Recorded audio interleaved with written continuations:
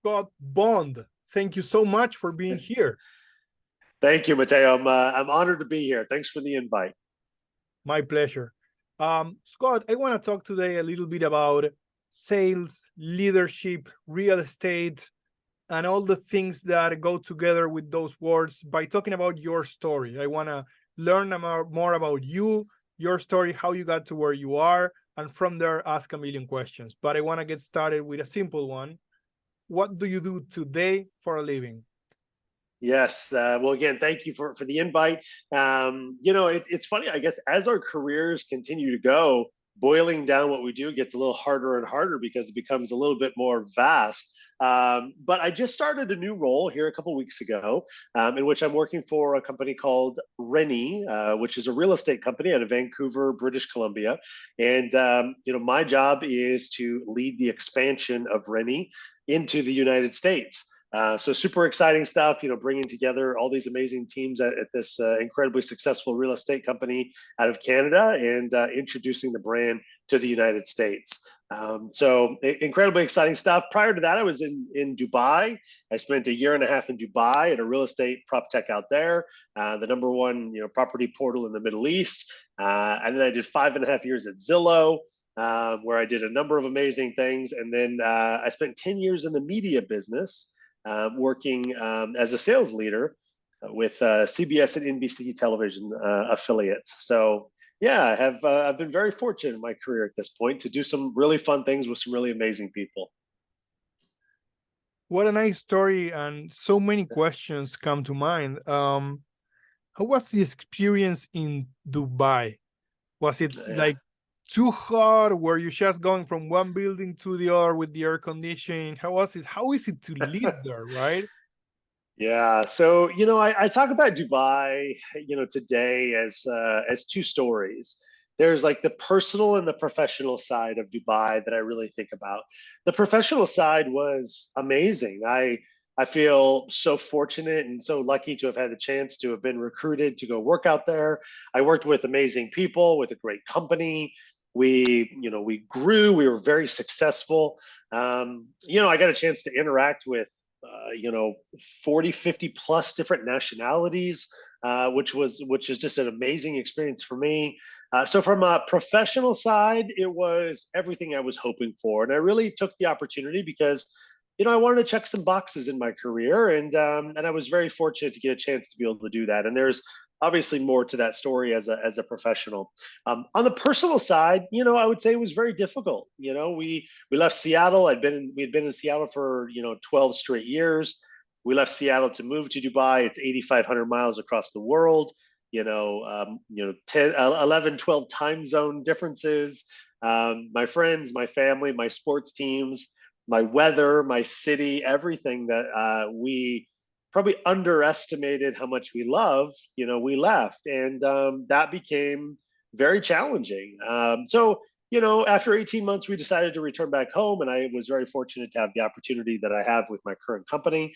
But I think people don't talk enough about kind of both sides of the coin on these professional journeys, right? And like, I'm a big believer in taking career risks and making sure they're calculated at the same time. That Dubai was a unique period of time in my career where it was like, why not? Let's go do this. If we don't do it now, when will we do it? And I think part of it was I knew if I didn't do it, I would regret it. But there's always two sides of the coin. There's a personal and a professional side, and sometimes one is better than the other. Sometimes they're both amazing. Sometimes they both fall flat. But we forget that, we have our human lives at the end of the day too, as opposed to just what we see on LinkedIn and just our careers that we're living day to day. Look, all in all, I would do it again 10 times out of 10. But it really taught me a lot about myself and certainly stretched my family in ways that, we probably hadn't been stretched before. Very interesting. Do you think people feel some sort of pressure today to just show the professional side and just say things are going great and never really open up or talk about some of the things that you just did? 100%. I wrote something here recently about how, like, if you ask somebody how they're doing, they'll say they're doing fine. And like, that's like surface level, right? Like, But so many people have so much more going on underneath. It's kind of like an iceberg, right? You can see the top of it and you see how it looks, and you can make your judgments about it based upon that. But below the surface, people have a lot going on. They have children and partners and social lives and finances and extended families, societal pressures, all sorts of stuff. Like, life is hard, and not to make it too dramatic, but I think the thing is what you see on LinkedIn oftentimes is just the surface level of what's going on in people's lives. And so, I try to be very transparent on both sides of my career because, on one hand, you can look at me and go, oh, well, Scott's doing amazing things as a professional. And I've been very blessed in that way. But on the other hand, everybody has their personal lives too. And look, I have a very blessed personal life as well. But, everybody goes through these challenges. And I think we feel like we have to talk about the positive stuff only because that's what people see. You see the Instagram posts and you see the LinkedIn posts and you see the promotions. And today you see people on Twitter talking about how they made their wealth and they did all this stuff. And people start to compare themselves. And then people start to feel like, well, what's wrong with me? Why am I not living that life? Why am I not looking like that? And that I think it's really unfortunate because that's not normal, right? And most of those people I find that are living this like fake professional life, that's really a bunch of facade for stretching the truth, if you will. And it's unfortunate because it creates such an environment for others. They feel like they have to keep up, and it's just not reality at the end of the day. For what people might be going through, both personally and or professionally. Are you successful? Do you consider yourself to be successful? Yeah, it's funny. It's a great question. And I think it's a great question because it's easy to say, yeah, sure, I do. I consider myself successful. And I do. It's hard for me to say that because I try to be incredibly humble in my approach and what I've had a chance to do and the opportunities I've had, the privilege I've been afforded, all those things. The reason I say I've been successful, though, is I go back to an exercise I did, 15, 16 years ago, in which I sat down and I said, what do I want to do with my career? And I wrote out goals. And I wrote out these goals in which I wanted to become a manager at a certain point in time. I wanted to become a leader of leaders at a certain point in time. I didn't write in there that I wanted international experience, but that was always kind of on my mind. And of course, then that came some of the personal stuff as well. I wanted to buy a house at a certain point in time. I wanted to be able to take care of my family a certain way. So I say today that I'm successful, or I'm proud of my success because I achieved the goals I originally set forth. Now, maybe I didn't reach high enough for those goals. And so today I would say I'm not successful because I didn't set high enough goals, but I thought they were pretty high at the time when I set them. So yeah, but I think the thing is there's always more is what I found. Like, the second you get promoted, you're thinking about the next role. The second that bigger check hits your bank account, you're thinking about a bigger check. So it's always, I find it like, yes, I'm proud to sit here and say I feel like I've achieved some success, my definition of success. But at the same time, the challenge I have is that I always am hungry for more. And that's always been probably a blessing and a curse in my career. Now, one of the things I want to go back to, though, is something that I think is a really interesting statement, which is where I said my version of success. And the reason I say that is because we all have our own version of success. And I tell people all the time to chase your version. Don't just look at somebody and say, well, I want to be successful like them, or I want to achieve what they've achieved. My version of success, by the way, is very different than somebody else's. And that could be personally, it could be professionally, it could be what people do with their hobbies, it could be, the way that they've gotten to their goals. Everybody's journey is different. And so that's where I always want to caution to be like, well, great, I feel very proud of what I've accomplished, but don't look at me and say, well, I want to do what he's done. And just like I shouldn't look at somebody else and say, I want to do what they've done. Our versions are our versions at the end of the day. Do you think sometimes you said I'm always hungry for more, and that's a curse and a blessing. It's a blessing because it keeps you going. It's a curse because maybe you never stop, right? And um, when you look back at yourself, and I want to start talking a little bit about how it all started, but that little boy, Scott as a boy, right? Yeah. Playing in the playground, and I don't know if you remember, like, even back then, what it meant to be successful or not. Maybe when we were so young, to be successful was kind of, to achieve what our parents had achieved, or something similar, right? And it's so sometimes I think about it, like, that was a simple, naive, but beautiful way of looking at the world, and sometimes we forget about it. Do you feel like that Yeah. sometimes, or do you remember even what it meant to you back then? Yeah, I mean, there's probably a lot of things for me to recall there. I think as a child myself, I was very fortunate that I grew up in a family-owned business, and so I got a chance to watch my parents' success, and I got a chance to, be a part of the privilege that came with that success. But with that, though, came sitting at the dinner table at night while we're eating dinner and listening to them talk about hiring people and firing people Oh, and employee relations issues and customers not paying their bills and expenses and like everything that came with owning a business. And so what it did is it shaped my view of what I wanted very early on. And it was an amazing childhood, and I was so fortunate to get a chance to see that. But it instilled a level of like work ethic in me, and also a level of like, this is what I want to some degree, that started very young. And and I talk all the time about how I feel like I was very fortunate to get a chance to experience that.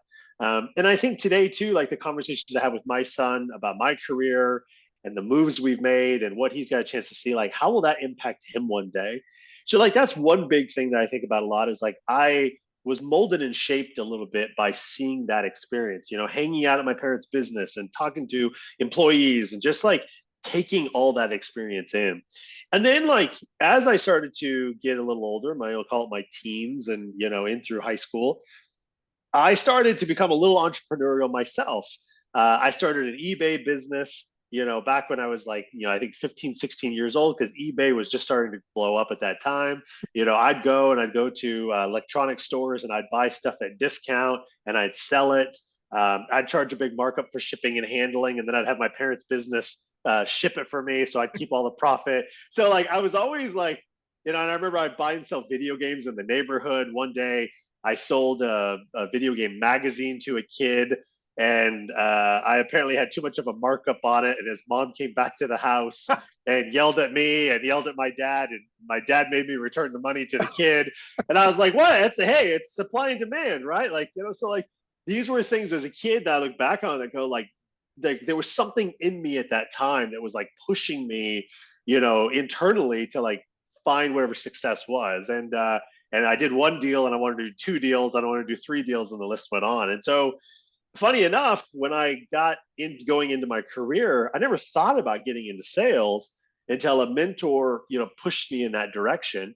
And then all of a sudden it kind of clicked with me. I was like, I've been doing sales my whole life. This has always been there. So, going back to that childhood, like the things I learned, the way I think I was kind of brought up and raised, the experiences I had, and then, that just competitive fire was probably always in me, and then it burst out once I got a chance to really get my career going. So yeah, it's a great question that you asked about, because I think we're molded at that age and we don't really realize it, right? Like the things that our kids are going through today, it will be something they will recall on as they get into college, if they choose to go, their careers, and and beyond. Yeah, completely agree. Um, so you figure out you were in sales very, very young, and it was kind of a thing that was in you. You just didn't realize that in a formal way until a mentor pushed you to, like, hey, this is what you're doing. You should, and you were, okay, makes sense. Yeah, I'm already doing it. It makes all the sense in the world. Um, but what does it take to be successful in sales? Yeah, grit, tenacity, competitive fire. The goldfish memory. You have to forget you've been told no 100 times a day for however many days until you get to that final deal. Um, a hunger to continue to learn. I think that's one of the other things that salespeople sometimes can forget as they get into it. They get the rhythm in their routine and they forget, like, I have to continually be educating myself, learning new trends, learning new tricks, trying new things. And also a repeatable, disciplined behavior. The best salespeople do the same thing every day. They time block, they handle their calendar the same way, they make the same calls, they do the same admin work. They find the same customers to sell to. They repeat that behavior over and over and over again. And most of the time, I find when salespeople are struggling is they've got out of that schedule or that rhythm. And once they get back into a rhythm, then they end up doing really well. But look, sales in my mind is it's one of the hardest professions out there. And that's not just because I've lived my career there. That's not to say other professions aren't difficult. They definitely are. But look, sales is hard because you just get your ego crushed multiple times a Yeah. day. Yeah. And I still remember, by the way, the first cold call I ever made. I still remember who I called. I still remember what I was calling about. I still remember the customer I was calling about. And I couldn't even speak with that first cold call I ever made. And so if you ever want to really challenge somebody to say, tell me if you think sales is hard, just ask them to pick up the phone and make a cold call. Yeah. But I have nothing but respect for salespeople, even the ones who try to sell me stuff today. I try to be as cordial as I can through all the terrible sales pitches that I get. But it's not an easy profession. It's probably one of the hardest things to do, to sell to a salesperson, right? Because you can't you cannot help but to analyze all the plays and the moves and like, oh, come on, someone does a rookie move and you have been in sales for all of these years and learned so many things, you can see it coming from miles away, right? Yes. Yeah. I mean, for one, it's all the LinkedIn pitches that I get. Like, that's one thing. But like also like, so when we moved back from Dubai here just a couple weeks ago, actually, we had to buy new cars. And so, my wife said, well, this is what I want. And I said, great, let me go take care of it because I love all that negotiation. But, I ended up basically with 4 dealerships all pinned against each other to give me the deal I wanted in the 11th hour on the last day of the month. And I still ended up squeezed a little bit more. And thing is I spend so much time on the other side of the table getting squeezed and Yeah. negotiated Yeah. and cutting deals on this stuff. When I get a chance to do it, it's like a sport. So yeah, it's hard to sell to a salesperson for sure because they know exactly what they're doing and they know all the tips and tricks that are in the bag that you're going to pull out before you even get a chance to pull them out. So It's funny. I worked in procurement for almost 10 years before I started doing some selling on my own, right? yeah.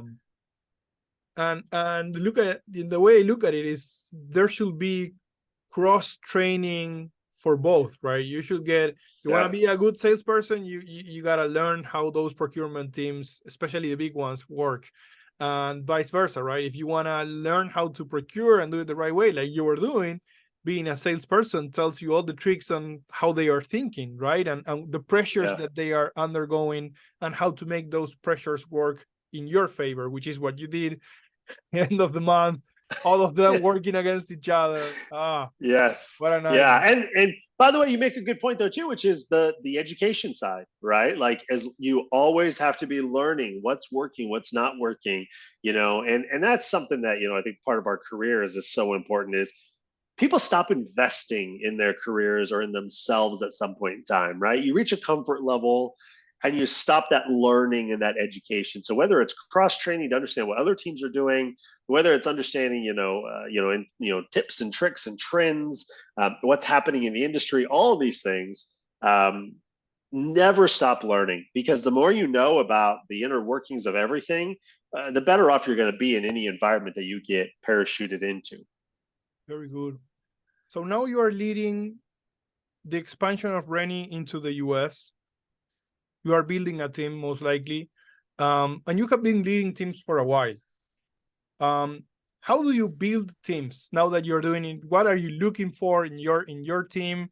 And what do you think are the traits of a good leader that can build a team and make them successful? Yeah. Well, I think, in terms of traits, the number one advice I always give is understanding diversity and understanding, the roles in which you're going to need on your team. And diversity is a vague word in this capacity, right? But what I mean it is like understanding the backgrounds and the experiences that can come together to make the team work, and the titles and the roles that you need to plug in to be able to fit.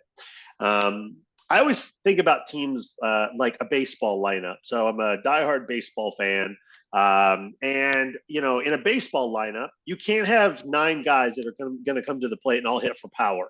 Mm. You can't have 9 guys that are going to come to the plate, or 9 guys or gals that are going to come to the plate and all hit for singles. You can't have a bunch of hitters that are just going to come up and with high on base percentages because they may walk too much, right? So there's this balance of how you think about the lineup at the end of the day. And the best baseball teams are balanced from top to bottom in the way that lineup flows. And I think about the same thing when it comes to building a team. There may be somebody really talented out there for you to hire or bring on the team, but they might not be the right fit because they might throw off the balance of your lineup at the end of the day. Just because the best player out there is available, they may be right, they might not. And then I also think about attitude, what they bring to the team from a cultural standpoint. Not only what their skill sets are and what they're going to be able to bring in terms of how they're going to plug in and add value, but also, are they going to show up and are they going to be a jerk? Are they going to be Yeah. amazing? Are they going to add to the culture or diminish your culture? So I think a lot about that when it comes to just the cultural aspect of how you build a team. Then of course it comes down to what do you need, right? Do we need legal? Do we need marketing people? Do we need product people, tech people, compliance people? And then I start to think too about skill set based upon experience. You can't bring in somebody with 20 years of experience to execute, Yeah. right? You have to bring in somebody who is earlier in their career to do more execution, because the person who's later in their career is going to be more of a visionary. So you have to think about all these things and kind of how they come together, but it always goes back down to really detailing and documenting out where are we going? What is the need? What is our end result? And how do we work backwards from there? And then plugging the talent into it. So again, I've been very fortunate to build some great teams, make some amazing hires. I've also made mistakes in doing that as well. I'm definitely not perfect when it comes to hiring and bringing people on board. But the key thing is listening to your team, listening to your customer, and really understanding what fits there in between. And where I see leaders usually go wrong on this is that they bulldoze their way in to make decisions without really listening to both sides and checking their ego at the door. And that's really what it comes down to, is having a good pulse on what the team needs. Where do you think you're strongest as a leader, and what are you still working on to improve? Yeah, that's a great question. I think in terms of the working on to improve, one of the things that on the flip side, I think one of the things that I'm good at is the visionary side. I'm very good at being able to tell a story. Where are we going? What does the end result look like? Why is it important? That visionary side to get people excited about what the future can look like. Where I've learned that I need the support at is on the operational details side. Okay. Because I'm very good at saying we should all take a big trip to Europe and eat the most amazing food, and we're going to have an amazing time. Somebody needs to book that trip though, and make sure that we all show up to the airport and do all the things that to get us there. And that's one of the things you learn over your career. Like, look, we all want to think that we're amazing at everything. The reality of it is that we're not. Like, we all want to think like, oh man, I can do it all, but we can't. And I learned that, probably through, working at Zillow, and then working in the Middle East as well. I learned like my skill set is, being forward facing, whereas I need a great partner on the back end to help bring it together. And so that's one thing that I continually work on, is that double clicking on the details and really driving deep into every single aspect. I know I'm going to get to the airport, but I got to make sure everybody else gets to the airport for that big trip as well. And I think on the other side of it, I struggle to say it because I try to take such a humble approach in what I do and how I bring, but the people leadership side is something that I definitely, I think I thrive at. I mean, I know what makes people tick. I know how to inspire people. I know how to help drive people. I've been very fortunate to have some amazing leaders myself who have helped really educate me on that. And at the end of the day, I know people. And if you know people, then it certainly helps in any environment you're in to be able to understand the inner workings and how to really bring people together and bring the right teams. And part of that too is me going, hey, I know what I'm good at. I know what I'm not good at. And so I'm going to find people to help fill the gaps.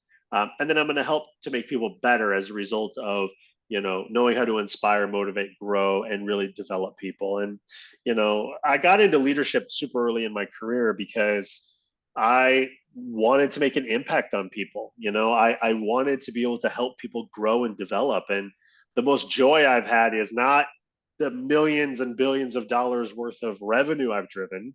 It's the people I've developed, from individual contributor to a team lead to manager, manager to director, seeing those directors become VPs. That to me that's where all the joy comes from. And that's why I continue to do what I do every day. Very nice. Do you stay in touch with some of those people, the ones that you brought from individual contributor to leadership positions, or anyone? You worked in many places, right? You probably built amazing relationships. How do those look like today? Yeah, I do. In fact, I went to a football game over the weekend with, a guy I hired years ago who's become, one of my closest friends. Just last week, I had dinner with somebody who I had hired, at Zillow, who I hadn't touched base with for, since I left. I'm getting coffee and meeting up with a bunch of people who used to work for me now that I'm back in town. I got a wonderful message the other day from somebody who used to work for me who said, Scott, I've learned so much after I stopped working for you about what I want as a leader. Like, those messages feel really amazing. So to answer the question, yes, I stay very close in touch with everybody that is willing to. And I think the other thing too is, like, everybody knows my number. Like, You've worked for me, you have my phone number, and you can reach out to me anytime. Even if we haven't talked for years and years. Like, I tell people all the time, like, hey, what took you so long? Like, I'm here for you. And I genuinely mean that. And almost like to the point where I get like annoyed when I find out like somebody was waiting a year or two to reach out to me, just to touch base with me again. I'm like, hey, I've been here. I'm always here. So yeah, that to me, it's a people business. And on top of it too, like, I look at it and I go, I want to rehire these people again when I get the chance. Like, part of your experience in your career is accumulating all that amazing talent to be able to bring into the mix, one day again, and being able to help prop up their personal and professional careers again. And even if not, then I want to be a reference for somebody.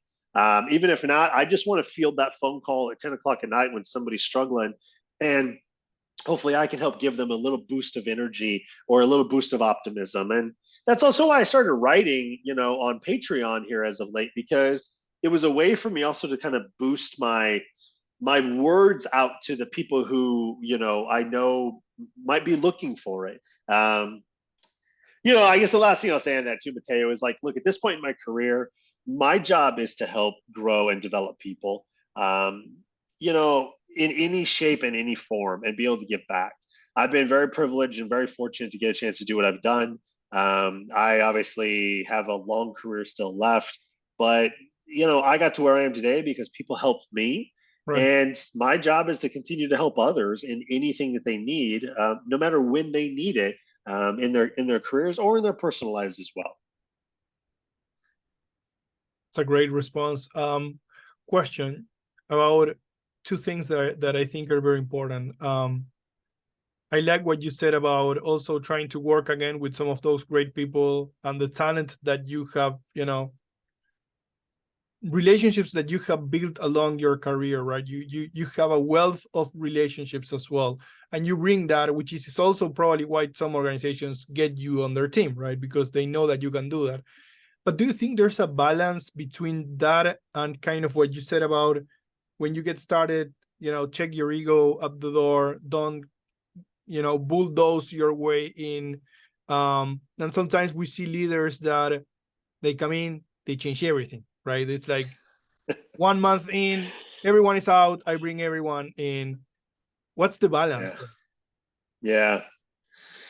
Yeah. Yeah. It's a great question. It's almost like you were at my last job. So look, I'll speak very honestly about something that happened. When I got hired, in Dubai, I came in as VP country manager to run the UAE. And the company hired a chief revenue officer to come in afterwards, which I knew was going to happen, and I was very stoked to get a chance to learn from this individual, who, by the way, I learned a ton from, and has amazing experience to boot. My style is come in, learn the lay of the land, learn the teams, understand the nuances, and build and repair over time. I take a slower approach, but my approach has been historically to really make sure I do it in a sustainable way with the people. And I had a leader who came in, and I don't have any problem talking about this. I don't think he would either. But I had a leader who came in 150 miles an hour, just day one offsite, change everything. Here we go, let's move. And I struggled with that. I really did, because one, my approach was a little more slow and steady, understand the nuances, make sure I'm with the team. They understand, they're bought in, all that stuff. And then somebody else came in and went, guns a-blazing, fast, fast, fast. And I had to adapt to that really quickly. Now, looking back on it, it was a great learning opportunity for me, because I would have done most of the changes. I would have done it slower though. And I don't know if it's good or it's bad, right? Like, there's pros and cons that come with that. And I learned a ton through that process. If you come in and you go 150 miles an hour, you have to know that there's going to be some shrapnel that you're going to leave in your wake, right? There's going to be some challenges. People are going to feel like they weren't part of the process, even though they might have been there. They're not going to be bought in. People are going to feel like all this change overnight is hard, because change management is incredibly difficult for people. We're not accustomed as humans to change. By the way, even if a process is broken, as humans, we're usually fine with that process because we found the workaround, right? Yep. But if you change 50 processes overnight, it's hard. So again, right changes, but the speed of, if you go fast versus if you go slow, there's trade-offs. Slow means you don't get there, at the same rate. And, it could take you 9 months to a year to make a change that everybody knew you should have made, 6 months ago. But you might have a little more buy-in. You might also end up with a team of people that, needed to change faster as opposed to the other route. So there's those two paths, right? And I'm not here to say one of them is better than the other, because I learned a ton by watching that process. I think the thing that's really important, though, the advice I would give to leaders, though, is to make sure that everybody sees the vision. Because even though somebody will say they see the vision, they don't. They'll say, no, I get where you're going. But knowing the why, and that's, Simon Sinek's book, Start With Why, knowing the why is like number one. Seeing the vision is number two. And then number three, making sure you've got the collective buy-in of the team to go together, because then you can do anything. So again, whether you go fast or whether you go, I don't like to say slow, I like to say sustainably, there's trade-offs to either side. And it really just depends, I think, also, by the way, it also depends on the company. And I think, I probably underestimated how much the company needed to go faster than what my style would have been. So it was a great balance for us to bring together. But also, you have to know your environment. Is your team ready to go that fast? Are your customers ready to go that fast? Is the market ready for you to go that fast, or not? And again, I'm not here to say that one of them is better than the other. I've seen both sides. I know my style versus other styles. And, you just have to be able to read the room and know and say, now's the time for this or not. And we're gonna choose one speed over the other. Very good. Let's talk a little bit about real estate and the real estate industry. What are your thoughts today about the present of the real estate industry, and where do you think it's going? Yeah, we went through this period of time, going back 6, 7 years ago, where we started to see some of these prop techs in the United States started to get born. And then iBuying became, a really hot trend. Yep. Open Door started iBuying, Zillow, we got into it. OfferPad was in it as well, or still is in it. OfferPad and Open Door are still very much in it. Redfin jumped into iBuying. They since have backed out of it as well. So of the four kind of, big players that were in it, two are still left standing at this point in time.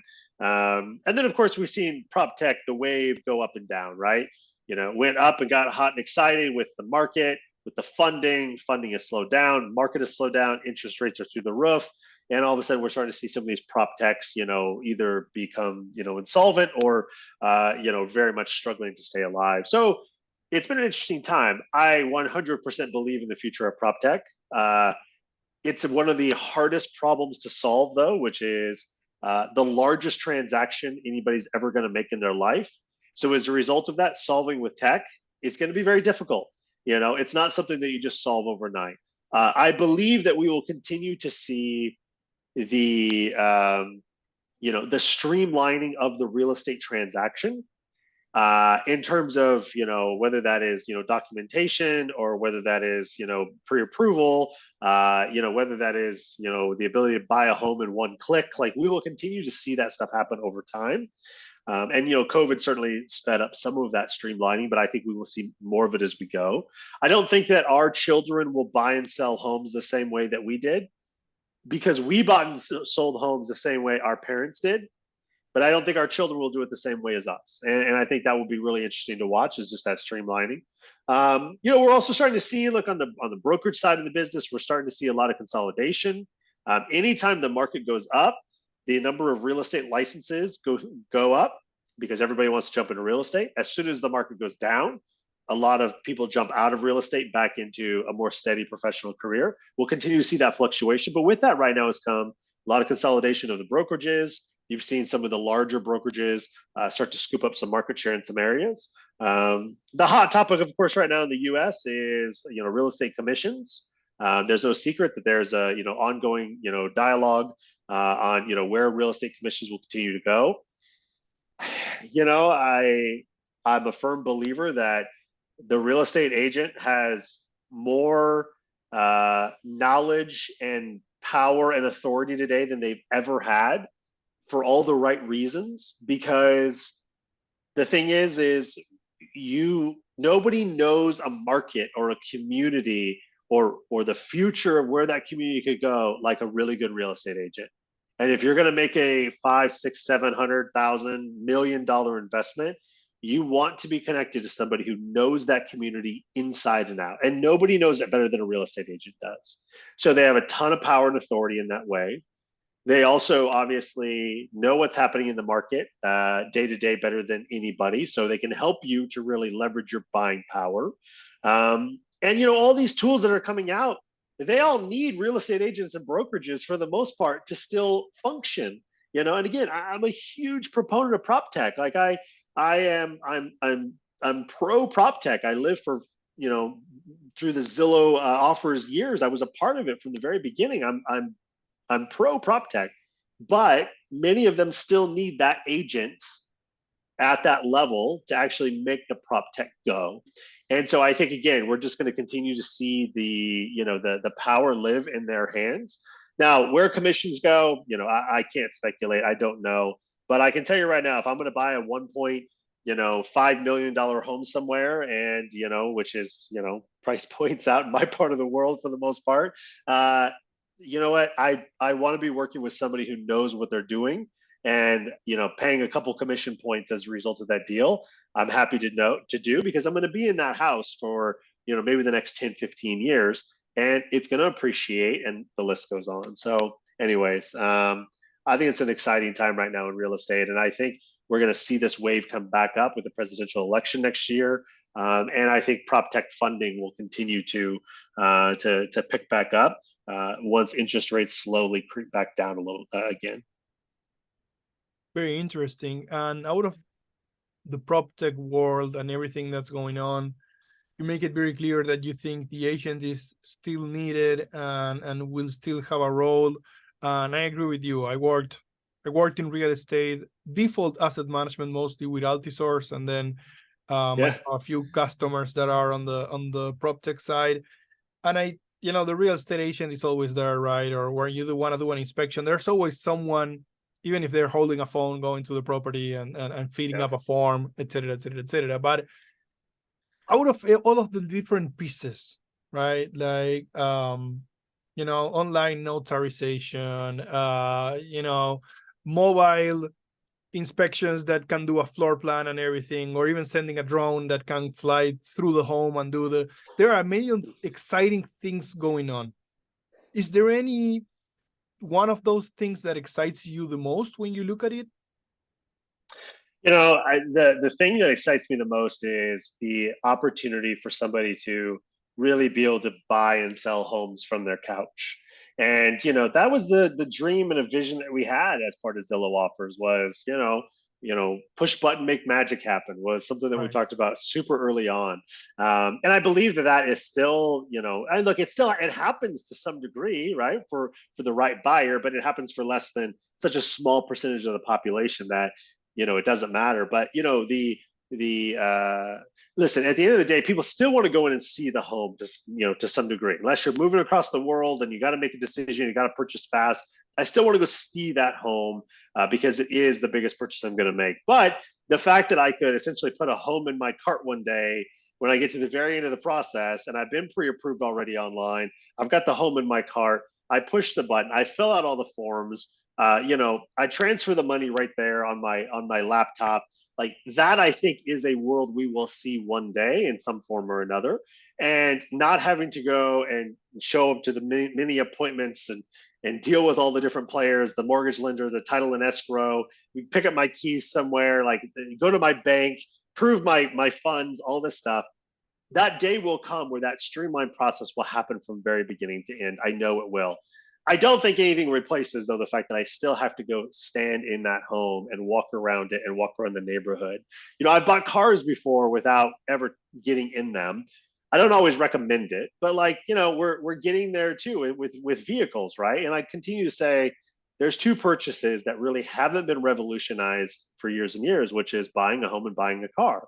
We generally do it the same for the most part that we've done it since we were younger and our parents did it. So those are, the streamlining of that, I think, is definitely something that's exciting. But somebody has to also bring it all together, right? It's very disjointed. I've got an agent, I've got a lender, I've got, I'm on Zillow looking at homes. I now have to go talk to the lender again. I have to show up to an appointment over here to do signing. So bringing that together is crucial, and I do think that we will see that happen, and I think it will happen sooner than what we think. If you had to give advice to anyone trying to get into the real estate industry today, or particularly in sales, or someone that wanted to join your team, right? What would be your advice to them? My advice to people always as part of their career is to really understand, what do they want to do long term and what is their why behind that. And the other component of that too is really understanding what motivates and inspires them. If you're motivated by money, that's one thing. If you're motivated by making an impact, it's another. If you live to work or you work to live, those are two different paths, right? So I think there's a lot of things, and also people don't always know long term what they want to do, but short term, what does the next 2 to 3 years look like for you? What does success look like for you? What are the things that excite you and motivate you? So I always start there with people. And look, real estate is right now it's this vast career. When we say real estate, when I was a kid and we said real estate, it meant you were going to be a real estate agent. Today it means you can work in Proptech, you can work for Zillow, for Redfin, for Opendoor, for OfferPad, for any of these massive tech companies that are amazing. I worked for Property Finder in the Middle East, amazing companies, right? Or you can be an agent. You can be on that side. You can be somebody who goes and you're money motivated. You're motivated to make an impact with customers. You're motivated to have a long career in which you're able to control your own destiny to some degree. So it really depends on what route you want to go. Those options are all out there.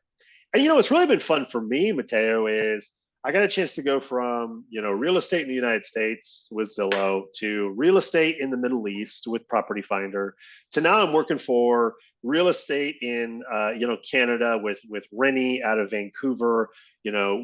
I'm seeing I never thought I'd be able to say I've seen real estate across multiple countries now. But what I'll tell you is it's the same everywhere.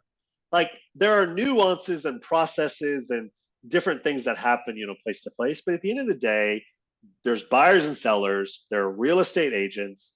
Agents have the knowledge, they have the authority, they have the power to help the customers. Buyers and sellers, they want to maximize their finances. They want to live in a place that they love. And the process at the end of the day for buying and selling a home all across these different parts of the world is still the same, minus some semantics here and there. And so it's really exciting is to see the convergence of these worlds starting to come together too. That what we saw with Proptech in the US is now starting to make its way out to the Middle East. So we're starting to see a lot of Proptech improvements and growth in the Middle East, which is going to be really fun to see in these burgeoning countries. But at the end of the day, the foundation is still there. Agents need to be able to help buyers and sellers with the largest purchase or sale they'll ever make in their life. So it's an exciting career to be in. And again, follow your dreams and follow your heart with what you want to do with your future. Very good. Scott, one last question. What do you do when you're not working? Well, so first of all, I try to spend as much time with my family as I can. I travel quite a bit, for work, today, and I will continue to with this new role. So spending time with them is important. And, I have a 12-year-old son. My wife and I have been, married for 16, 17 years. And so it's really important to make sure that we get that family time in, because when I am gone, I'm gone. And, you want to maximize the time that you have. So we're a big sports family, going to Mariner games, watching the Seahawks play, doing all that is crucial. But also I love to write. I started writing on Patreon. Patreon.com /Scott Bond is my profile. I write daily on there for career tips and advice. And that's something that's really my way of being able to give back to people and being able to help people grow their career that I've really enjoyed doing. So, and I do podcasts when I get asked. How about that? Very nice. And are you planning to do a book once you get enough out there? It's funny. So I published a book years ago. Okay. That was just more of a, let me just, go through the process and have some fun with it. And it was a brand kind of building opportunity where I had taken a bunch of writing and just put it in a book. But yeah, I kick around that idea all the time to take all these writings and put it in a book. So I think, once I get, another year or so in, I probably will start to bring it all together, because there's definitely, I learned that the more I write, the more I come back to the same kind of core fundamental principles over and over again. And so there's probably something there for me to publish one day. Very nice. I'm looking forward to it. I follow you daily on LinkedIn, not yet on Patreon, but planning to do so. Scott, this has been wonderful. I appreciate it. I appreciate your time. You have a very clear way of talking about what is important to you, about leadership, about teams, about values. And I work a lot in LinkedIn, and it's not as easy to find it as it seems, right? A lot of people is writing content in LinkedIn, but the ones that, I stop and I look at them and I go like, I like this one, there are just a handful, and you're one of them. So thank you for being here. Well, thank you so much, Mateo. I'm honored to be a part of it. I'm honored to be a part of your network. And thank you again. Hopefully today gave some good insights for the audience, and really just appreciate being asked.